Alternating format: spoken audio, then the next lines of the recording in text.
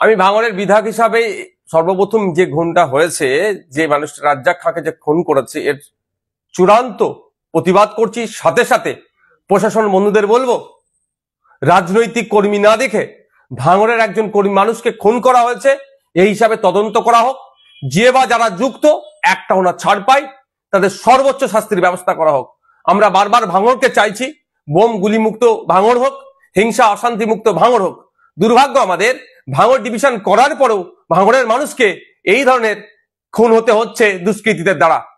এখন শওকত মোল্লা সাহেব রাজনীতি করছেন, তিনি আইএসএফ কে আমাদেরকে দেখে দেওয়ার চেষ্টা করছে।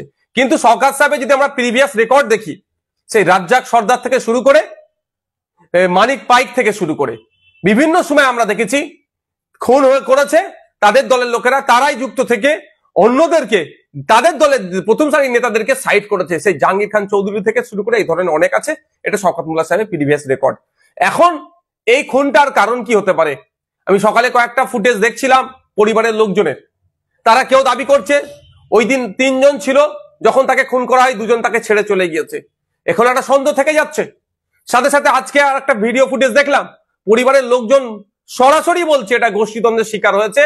এবং বাস্তবিক কথা, আমি যতটুকু খোঁজ নিলাম, ওই অঞ্চলে ওই যেখানে বাড়ি যে ছেলেটিকে খুন করেছে, ওখানে আইএসএফ বা বিরোধীদের সাথে ওর সম্পর্ক খুব একটা খারাপ ছিল না। কিন্তু আমি যতটুকু খবর পাচ্ছি, এই লোকটি যাকে খুন করেছে ওরা, আপনার একদা সময় আরাবুল ঘনিষ্ঠ ছিল, প্রেসার দিয়ে চাপ দিয়ে এখন শওকত ঘনিষ্ঠ করেছে। এবার এই সুযোগটা কে নিয়েছে, এটা তদন্ত সাপেক্ষ। একাধিক ইকুয়েশন উঠে আসছে এই খুনের রহস্যের পিছনে, তবে সবটাই সমাধান করতে পারবে প্রশাসন, ইনভেস্টিগেশন অফিসার। আমি আশা করব নিরপেক্ষতা বজায় রেখে এটা তদন্ত হোক। আর সাথে সাথে এটাও বলে রাখছি, পরিবারের সাথে আমি যোগাযোগ করার চেষ্টা করছি, পরিবারের সমর্থন নেব। পরিবার যদি চাই সিবিআই ইনভেস্টিগেশন হোক, পরিবারের হয়ে প্রয়োজনে আমি মামলা করব সিবিআই ইনভেস্টিগেশন করার জন্য। কারণ আমি একজন বিধায়ক এখানে ভাঙড়ের, সেটা আমার বড় পরিচয়। কোন দলের নেতা, কোন দলের চেয়ারম্যান, তার থেকে বড় পরিচয় ভাঙড়ের আমি বিধায়ক। ভাঙড়ের মানুষ খুন হয়েছে, ভাঙড়ের মানুষকে যারা খুন করেছে তাদেরকে আমি শান্তির ঘুম ঘুমোতে দেব না। আর সাথে এটাও বলছি, যদি এটাকে রাজনৈতিক চক্রান্ত হয়ে বিরোধীদের উপরে দমন পীড়ন বা সাধারণ মানুষকেও যদি ডিস্টার্ব করার চেষ্টা হয়, আমি সেই পরিবারগুলোকে সাথে নিয়ে সিবিআই তদন্ত হবে, সিবিআই তদন্তের জন্য বা বিচার বিভাগের তদন্তের জন্য কোর্টের দ্বারস্থ হব। এটা কি তাহলে আরাবুল আর শওকত সাহেবের গোষ্ঠীদ্বন্দ্বের? দেখুন, এই ধরনের ঘটনা রাজ্যের বিভিন্ন জায়গায় ঘটছে, শাসক দলের নিজেদের মধ্যে গোষ্ঠী কন্দন। আমি শুধু বলছি না, আপনি দেখুন ওই পরিবারের একজন কর্তা, আজকে তিনি বক্তব্য তার দেখবেন, তিনি বলেছেন সরাসরি এভাবে বলেছেন যে এটা গোষ্ঠীদ্বন্দ্বের শিকার হয়েছে। আর আমিও বলছি, যখন আমার কাছে খবর এসেছে, আমি যতটুকু খবর নিতে পেরেছি, যে এটা সম্পূর্ণরূপে গোষ্ঠীদ্বন্দ্বের শিকার হয়েছে। হয়তো শওকত মোল্লা সাহেব এই বিষয়টা অনেক কিছু জানেন, এটা অনেক কিছু জানেন শওকত মোল্লা সাহেব, তদন্ত সঠিক করলে উঠে আসবে।